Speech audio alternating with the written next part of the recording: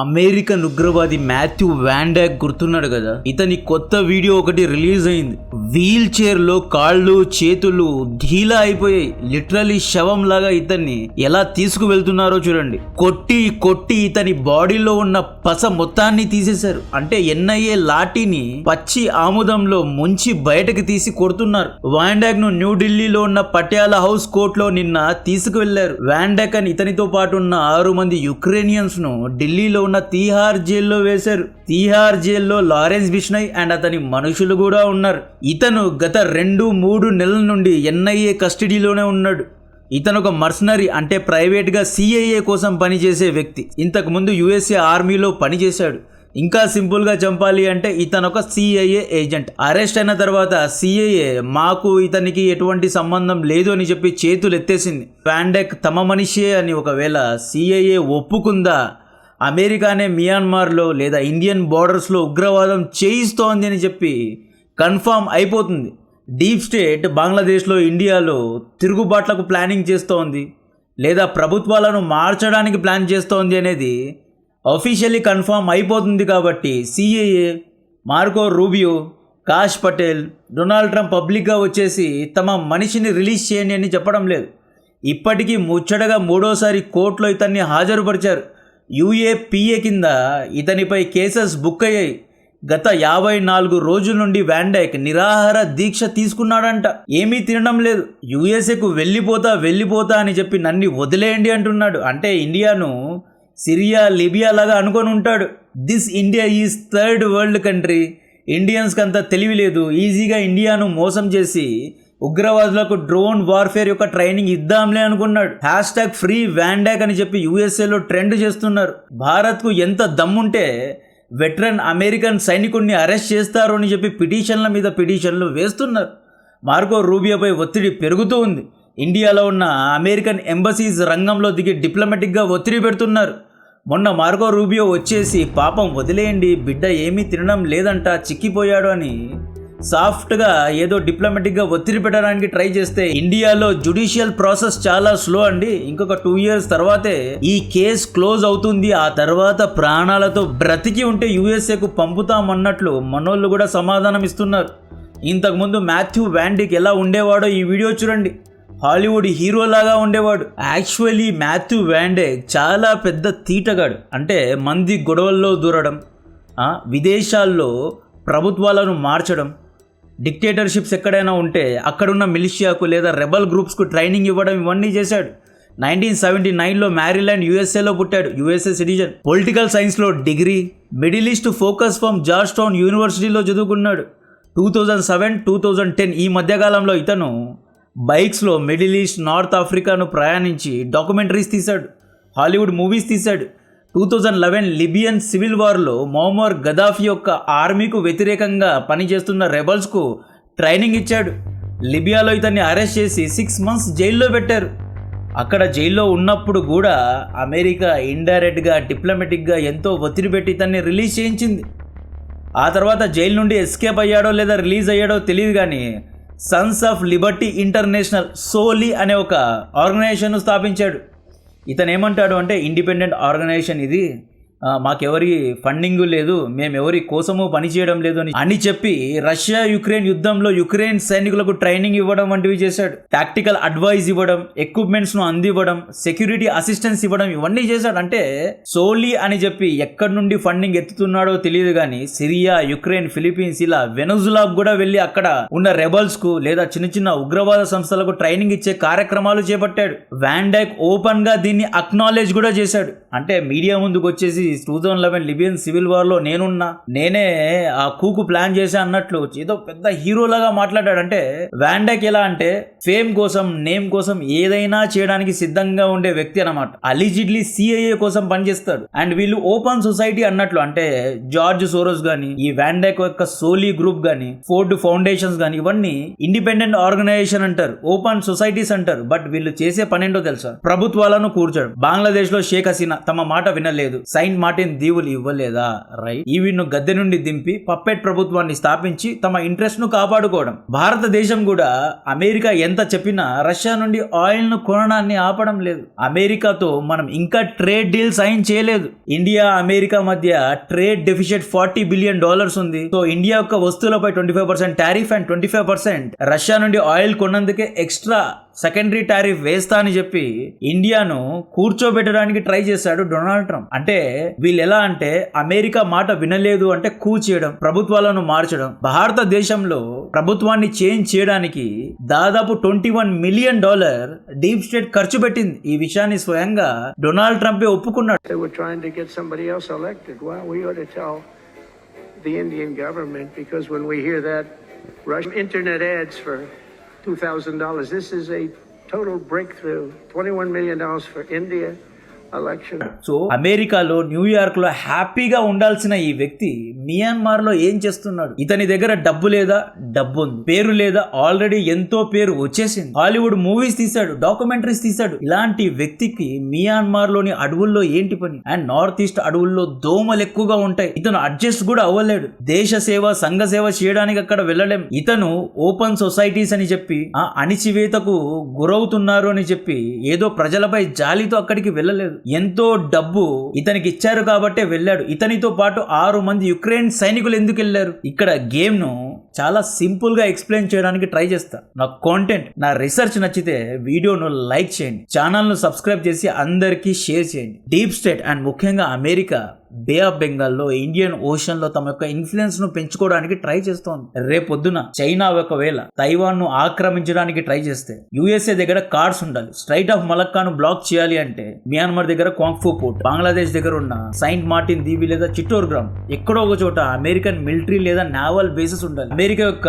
Ships అక్కడ డాకే ఉండాలి. అప్పుడే స్ట్రైట్ ఆఫ్ మలక్కాను అమెరికా బ్లాక్ చేయగలదు. ఒకవేళ మలక్కా బ్లాక్ అయింది అనుకోండి, చైనా మియాన్మార్ లో ఉన్న క్వాంగ్ఫూ పోర్ట్ నుండి ఆయిల్ ఇంపోర్ట్ చేసుకోగలదు. పాకిస్తాన్ లో ఉన్న సీపాక్ నుండి కూడా ఆయిల్ ను ఇంపోర్ట్ చేసుకోగలదు. అంటే చైనా ఆల్టర్నేటివ్ రూట్స్ ను కూడా తయారు చేస్తోంది. అన్ని విధాలుగా చైనాను చుట్టుముట్టాలి అంటే అమెరికాకు ఒక స్ట్రాటజిక్ పార్ట్నర్ కావాలి. ఇండియా చైనాతో యుద్ధం చేయడానికి అమెరికాకు సపోర్ట్ చేయదు, ఎప్పటికీ చేయదు. ఒకవేళ చైనా తైవాన్ ను ఆక్రమించింది అనుకోండి, ఇండియా స్ట్రైట్ ఆఫ్ మలక్కాను బ్లాక్ చేయదు. ఇండియా ఎప్పుడు బ్లాక్ చేస్తుంది అంటే రేపు దినాన ఒకవేళ మనం పిఓకేను రీక్యాప్చర్ చేయడానికి పాకిస్తాన్తో యుద్ధం చేస్తే, చైనా లదాఖ్ నుండి ఒక ఫ్రంట్ను ఓపెన్ చేయడానికి ట్రై చేసి అరుణాచల్ నుండి భారతదేశంపై దాడి చేయడానికి ట్రై చేస్తే మాత్రం, ఇండియాను 2 ముక్కలు చేయడానికి ట్రై చేస్తే, అరుణాచల్ ప్రదేశ్ ను ఆక్రమించడానికి ట్రై చేస్తే మాత్రమే మనం స్ట్రైట్ ఆఫ్ మలక్కాను బ్లాక్ చేస్తాం. మలక్కాను బ్లాక్ చేయడానికి ఇండియన్ నేవీ దగ్గర ఎన్నో కార్డ్స్ ఉన్నాయి. వైజాగ్ పోర్ట్ ఉంది, బే ఆఫ్ బెంగాల్ లో మన యొక్క ప్రెజెన్స్ ఉంది, అండమాన్ నికోబార్ లో ఇంకా పోర్ట్ కట్టలేదు, ఆల్రెడీ ప్రొటెస్ట్లు స్టార్ట్ అయ్యాయి, ఆ పోర్ట్ కూడా కట్టుకుంటాం. లక్షద్వీప్ లో, సీషెల్స్ లో, మాల్దీవ్స్ లో, ఇలా ఇండియన్ ఓషన్ లో ఇండియన్ నేవీ యొక్క ప్రెజెన్స్ ఉంది కాబట్టి మనం చాలా ఈజీగా స్ట్రైట్ ఆఫ్ మలక్కాను బ్లాక్ చేయగలం. సో అమెరికా ఏం చేస్తోంది అంటే ఇండియాను నమ్మడం లేదు. చైనాతో యుద్ధంలో ఇండియా మనకు హెల్ప్ చేయదు అని చెప్పి వీళ్ళు డైరెక్ట్ గా తమ ప్రెజెన్స్ ను పెంచుకోవడానికి ఫస్ట్ ఏం చేశారు, బంగ్లాదేశ్ లో ఉన్న సెయింట్ మార్టిన్ దీవిని అడిగారు. అది ఇవ్వలేదు అని చెప్పి కూకు ప్లాన్ చేసి షేక్ హసీనాను గెంటేశారు. మియాన్మార్ లో ప్రస్తుతం మిలిటరీ జుంటా ఉంది. మిలిటరీ జుంటా ఎందుకు ఉంది అంటే ఒక చిన్న షార్ట్ స్టోరీ చెప్పాలి. 2020లో మియాన్మార్ లో ఎలక్షన్స్ జరిగాయి. అక్కడ ఆంగ్ సాంగ్ సూకీ అని చెప్పి ఒక ఆడామె ప్రైమ్ మినిస్టర్ గా ఉండేది. సో ఈవిడ అమెరికాకు అలైన్డ్ గా ఉండేది, అమెరికా చెప్పినట్లే వినేది. అండ్ ఈవిడ లెఫ్ట్ లిబరల్ అనమాట, ఆ మానవ హక్కుల గురించి మాట్లాడేది. అయితే ఏం జరిగింది, మియాన్మార్ మిలిటరీలోని కొంతమంది జనరల్స్ ఈవిడ రిగ్గింగ్ చేసింది, ఎలక్షన్స్ లో ఓటు చోరీ చేసింది అని చెప్పి ఈవిడపై తిరుగుబాటు చేశారు. ఈవిడను గద్దె నుండి మిలిటరీ జుంటా మియాన్మార్ ను పాలించడం స్టార్ట్ చేసింది. ఈ మిలిటరీ జుంటాకు చైనా సపోర్ట్ చేసింది, ఇండైరెక్ట్ గా ఇండియా కూడా సపోర్ట్ చేసింది. ఎందుకంటే మనం గనుక మిలిటరీ జుంటాకు సపోర్ట్ చేయలేదు అంటే మియాన్మార్ లో ఉన్న రోహింగ్యాలు ఇండియాకు వచ్చేస్తారు. మిలిటరీ జుంటా చైనాతో ఎంగేజ్ అయిందని చెప్పి మిలిటరీ జుంటాను దూరం చేస్తే మిలిటరీ జుంటా పూర్తి పూర్తిగా చైనాతోనే టిల్ట్ అయిపోతుంది కాబట్టి మనం డిప్లొమాటిక్ గా మిలిటరీ జుంటాకు సపోర్ట్ చేస్తాం. రీసెంట్ గా మిలిటరీ జుంటా నాయకుడు ఇండియాకు కూడా వచ్చాడు, పిఎం మోడీ గారిని కూడా కలిశారు. మియాన్మార్ సాత్వే పోర్ట్ లో కూడా మన పెట్టుబడులు ఉన్నాయి. The Kaladan multi modal transit transport project ను కూడా కడుతున్నాం. రైట్. సో మియాన్మార్ తో మనం బార్డర్ ను షేర్ చేసుకుంటున్నాం. మియాన్మార్ మన నైబర్ కాబట్టి మనం మిలిటరీ జుంటాతో శత్రుత్వాన్ని పెంచుకోలేము. అండ్ మియాన్మార్ యొక్క బార్డర్స్ లో ఎన్ఎస్సిఎన్ కాప్లాన్, కూకీ, నాగా ఇలా ఎన్నో ఉగ్రవాద సంస్థలు కూడా ఉన్నాయి.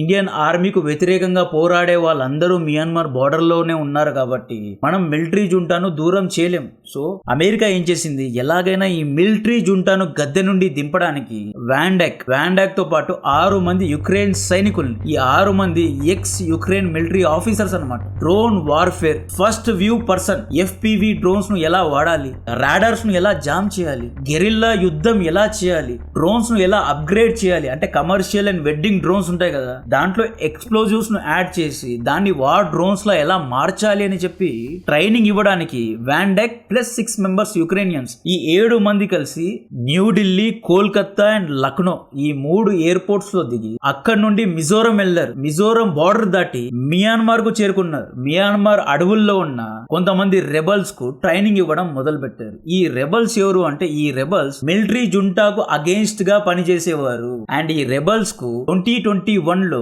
గద్దె నుండి దిగిపోయి పారిపోయిన ఆంగ్ సు, ఈ ఆడాయం ఉంది కదా, ఈమె ఈ రెబల్స్ కు సపోర్ట్ చేస్తోంది. ఈ రెబల్స్ కు సిఐఏ కూడా ఫండింగ్ ఇస్తోంది. ఈ రెబల్స్ యొక్క పని ఏంటి అంటే మిలిటరీ జుంటాను గద్దె నుండి దింపడం. ఏం అర్థమైందా? మిలిటరీ జుంటా గద్దె నుండి దిగిపోతే మియాన్మార్ కంప్లీట్ గా అమెరికా అండర్ లో వచ్చేస్తుంది.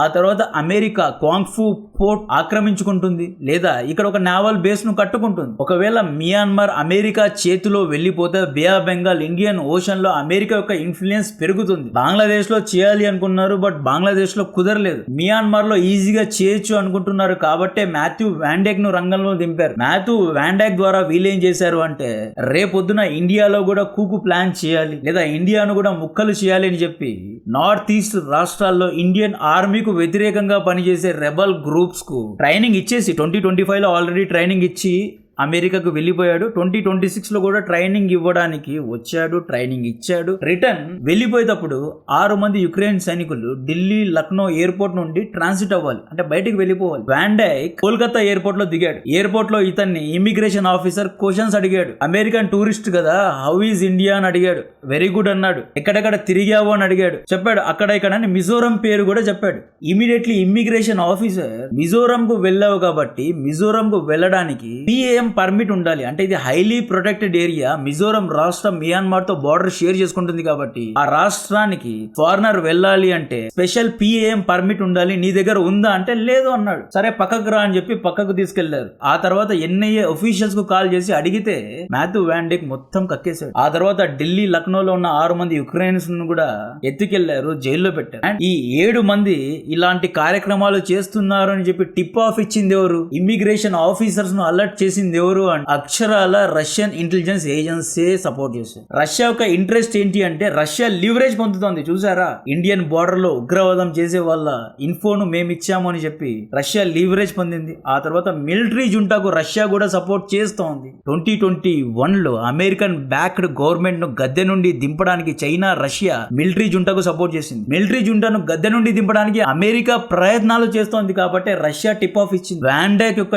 ట్రాక్ రికార్డ్ ఫస్ట్ క్లాస్ గా ఉంది. ఇతను మియాన్మార్ లో ఏదో పెద్దగా చేస్తున్నాడు అని చెప్పి రష్యా టిప్ ఆఫ్ ఇచ్చినందుకే NIA రా రంగంలో దిగింది. వ్యాండాక్ ను అరెస్ట్ చేసిన తర్వాత ఈ వ్యక్తి 5 days కోఆపరేట్ చేశాడు. ఆ తర్వాత నిరాహార దీక్షకు దిగిపోయాడు. నేనేమీ తినను, నన్ను ఇల్లీగల్ గా అరెస్ట్ చేశారు, UAPA లో నన్ను బుక్ చేశారు, నేనేమీ చేయలేదు, మియాన్మార్ కు వెళ్ళావు అంటే మియాన్మార్ లో ఆ అడవుల్లో NSCN కాప్లాంగ్ అని చెప్పి, నాగా అని చెప్పి, కూకి అని చెప్పి ఎన్నో ఉగ్రవాద కార్యక్రమాలు చేసే వాళ్ళందరూ అక్కడే ఉంటారు. ఇప్పుడు యుద్ధాన్ని శాసిస్తోంది డ్రోన్ టెక్నాలజీ. ఇటువంటి వెరీ సెన్సిటివ్ డ్రోన్ టెక్నాలజీని ఈ వ్యక్తి ఉగ్రవాదులకు ఇస్తున్నారు. FPV డ్రోన్ టెక్నాలజీ ఇస్తున్న డ్రోన్స్ ను ఎలా అప్గ్రేడ్ చేయాలని చెప్పి నేర్పిస్తున్నారు. 1979 లో సేమ్ ఇలాగే సోవియట్ రెడ్ ఆర్మీను ఓడించడానికి ముజాహిదీన్లకు AK-47 స్ట్రింజర్ మిజైల్స్, అడ్వాన్స్డ్ వెపన్స్ ను ఎలా వాడాలి అని చెప్పి ఉగ్రవాదులకు ట్రైనింగ్ ఇచ్చింది. కట్ చేస్తే ఈ ముజాహిదీన్లు తాలిబాన్ లాగా మారారు. తాలిబాన్ నుండి అల్ ఖైదా పుట్టింది, అక్కడ నుండి ISIS పుట్టింది. మిడిల్ ఈస్ట్ లో ఇన్ని ఉగ్రవాద సంస్థలు ఉన్నాయి అంటే దానికి గల ముఖ్య కారణం అమెరికానే.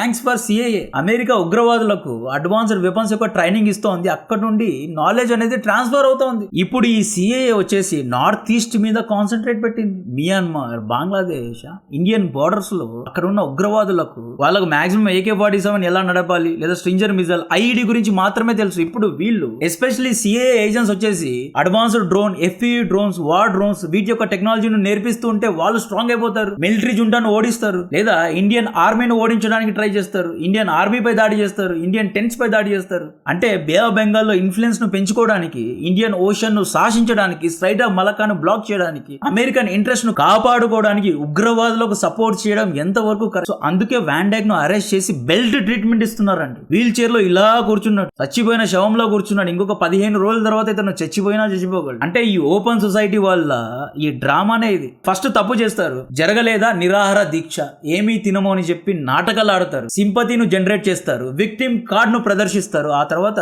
రిలీజ్ అయిపోయి మళ్ళీ యాజ్ యూజువల్ మళ్ళీ స్టార్ట్ గేమ్ ఆన్. సో దీని గురించిన మరిన్ని డీటెయిల్స్ ఇస్తూనే ఉంటా. కాంటెంట్ నచ్చితే వీడియోను లైక్ చేయండి, ఛానల్ సబ్స్క్రైబ్ చేసి అందరికీ షేర్ చేయండి. జై హింద్.